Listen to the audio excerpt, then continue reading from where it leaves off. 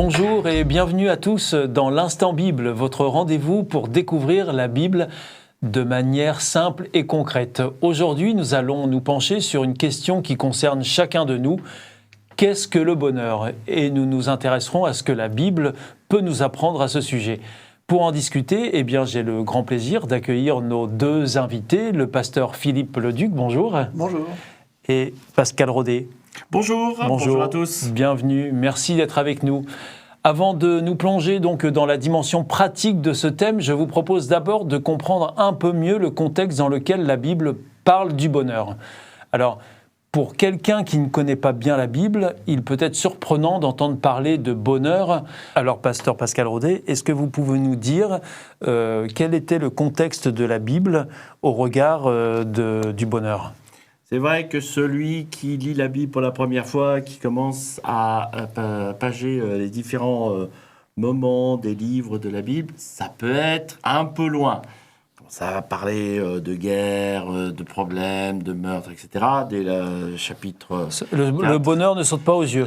C'est pas ce qui est en premier. C'est pas ce qui est en premier en tous les cas, à la longueur de la lecture. Parce que si on regarde le premier chapitre, visiblement, Dieu a créé toutes choses pour que l'homme et la femme puissent se sentir bien, heureux, dans de bonnes conditions.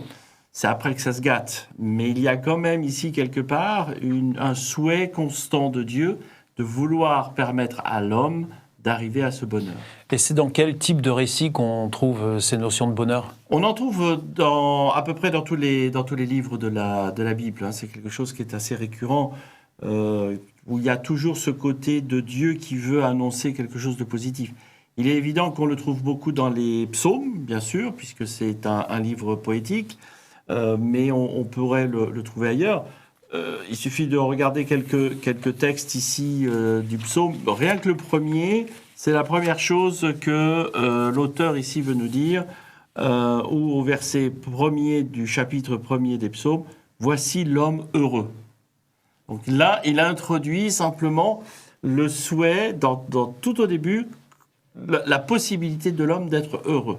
Même si la suite fait que il ne faut pas écouter les gens mauvais, il ne faut pas s'asseoir avec eux, il ne faut pas rester avec les moqueurs. Mais derrière, il y a toute une image dans le psaume qui donne ce concept du bonheur simple, accessible à tous. On se retrouve le long d'une rivière, tranquille, en écoutant l'eau couler. On s'abreuve de ce moment idyllique, un peu, ce paradis. Et on est ici dans un récit où Dieu veut véritablement exprimer son souci de la clarté pour l'homme dans la question du bonheur. Alors, pasteur Philippe Leduc, aujourd'hui, on sait à peu près qu'est-ce que c'est que le bonheur, et encore, peut-être qu'il faudra en reparler, mais est-ce que vous pensez qu'à l'époque de la Bible, le bonheur avait la même signification ? L'homme a toujours été à la recherche de quelque chose de bon pour lui. Il est toujours à la chasse du bonheur. Et au temps biblique, c'était la même chose. Les conditions de vie étaient peut-être un peu plus rudes qu'aujourd'hui, en plus. Donc, voilà. Mais voilà, qu'est-ce qu'on cherche à l'époque ? Bibliquement parlant, le bonheur se trouve auprès de Dieu, c'est-à-dire proche de Dieu, où celui qui connaît Dieu connaît le bonheur. On a des textes qui vont dans ce sens-là. Donc le bonheur était relié directement à Dieu ? Oui, parce que l'arrivée du mal, bibliquement parlant, c'est l'arrivée de l'adversaire de Dieu. Donc Dieu, c'est le bien, le bonheur, et l'adversaire de Dieu, l'opposé de Dieu, c'est le mal, la difficulté, la mort, etc. On a un texte dans les Proverbes, Proverbe 3, verset 13, qui commence par ce mot « heureux ». Heureux l'homme qui a trouvé la sagesse, et l'homme qui possède l'intelligence. Voilà, le bonheur, c'est aussi ma manière de me confronter à la vie, et ma manière dont je réagis face aux événements qui m'arrivent. Si je réagis bien avec sagesse, alors je risque d'y trouver des choses bonnes. Alors maintenant que nous comprenons un peu mieux le contexte biblique lié au bonheur, explorons comment ces idées sur le bonheur peuvent s'appliquer à notre quotidien. Après tout, nous vivons dans un monde où le bonheur semble souvent fragile ou superficiel.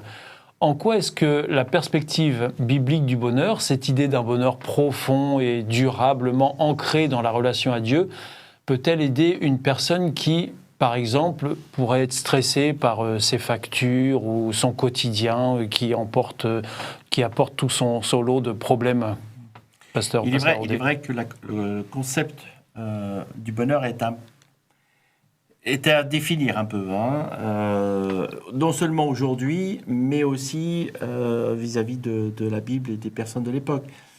Vous parliez des factures. Pour ça, il y en a toujours eu, des factures à payer. Même à l'époque de Jésus, même à l'époque de Moïse, il n'y avait pas d'électricité. C'est pas quelque chose de nouveau? C'est pas quelque chose de nouveau. Il fallait quand même payer parfois la nourriture parce qu'il en manquait quelque part, donc il fallait aussi acheter la nourriture. Il y avait des famines et donc c'était un peu aussi le prix qui était très élevé de la nourriture.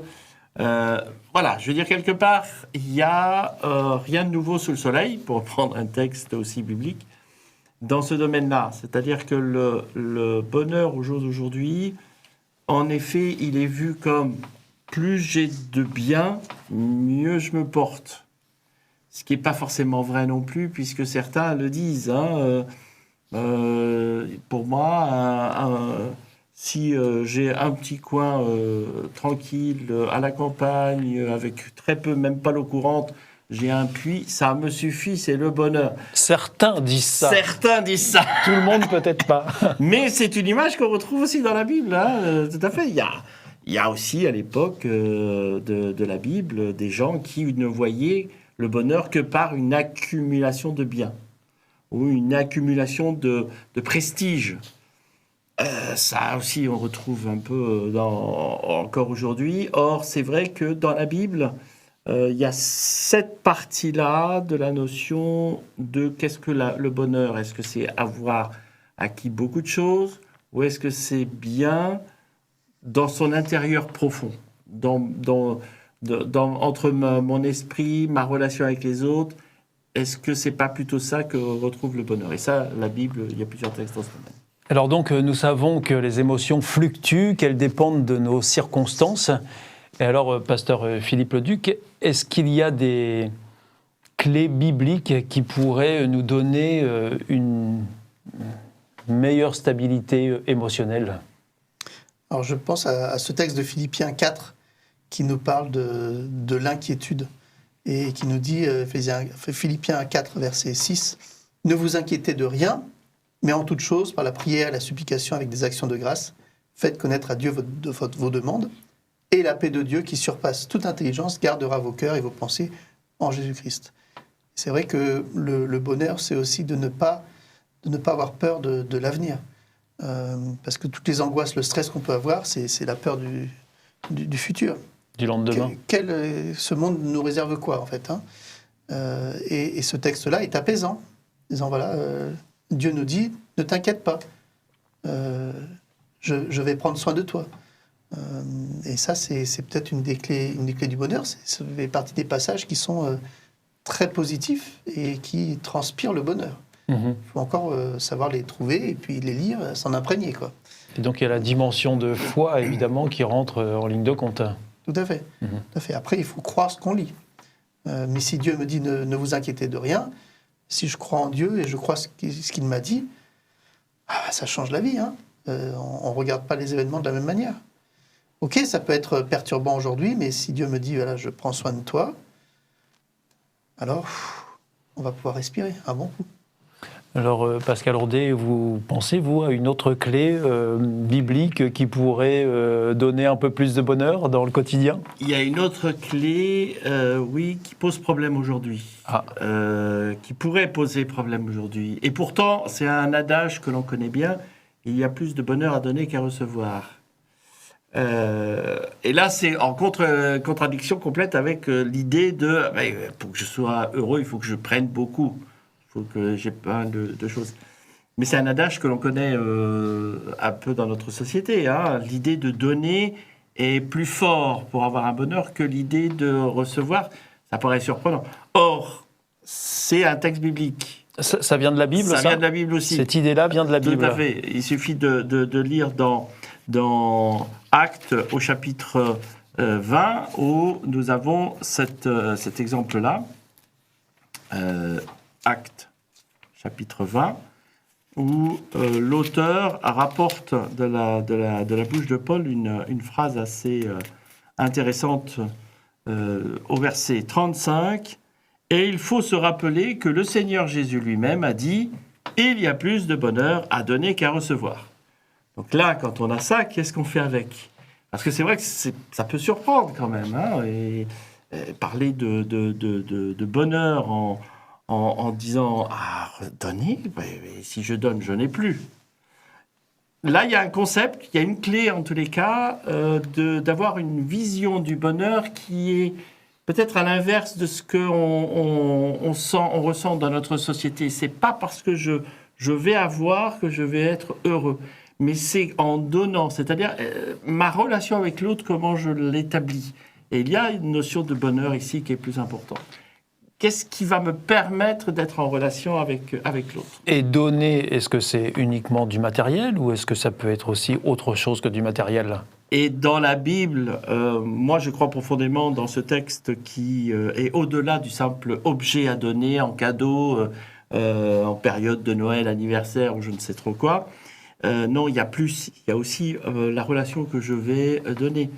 Une parole encourageante, quelque chose que je donne à l'autre. Un comportement. Un comportement positif que je peux apporter à celui qui est avec moi, dans ma famille, là où je travaille.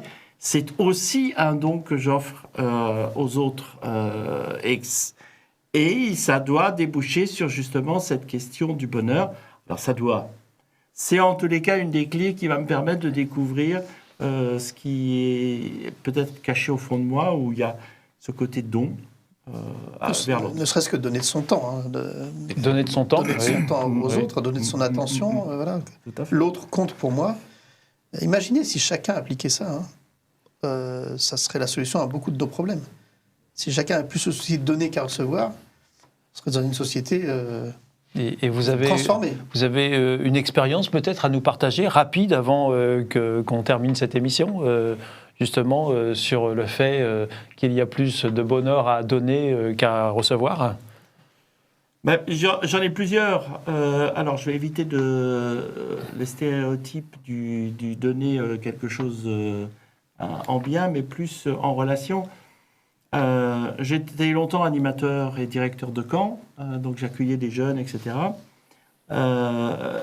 Et à un moment donné, on vit normal dans un camp, on se partage, on est en relation, on discute, on est attentif aux jeunes qui sont avec nous, etc. Et soit à la fin des camps, soit même quelques mois après, quand je retrouve des jeunes, j'en ai quelques-uns qui m'ont dit « Ah oui, moi ce que j'ai le plus apprécié, c'est le temps que tu m'as donné et que tu as passé avec moi pour discuter. » Moi, dans ma tête, je me dis voilà, je n'ai pas forcément pensé que c'était quelque chose vraiment d'extraordinaire, mais après coup, je me dis ouais, ça fait plaisir de savoir que ça a été touchant pour la personne d'avoir donné du temps d'écoute et de partage. Merci beaucoup, pasteur Philippe Leduc et Pascal Rodet, pour cet éclairage. Nous avons vu que la Bible présente le bonheur comme une réalité profonde, enracinée dans la relation à Dieu, qui va bien au-delà des circonstances. Si vous souhaitez aller plus loin dans cette découverte, eh bien nous avons le plaisir de vous offrir une Bible gratuitement grâce à notre partenaire Hope Bible, auprès duquel vous pourrez demander cette Bible. Il suffit pour l'obtenir de la demander à l'adresse qui sera mentionnée juste après. Merci beaucoup de nous avoir suivis. On vous donne rendez-vous très vite pour une prochaine émission de l'Instant Bible. Messieurs, au revoir. Au revoir.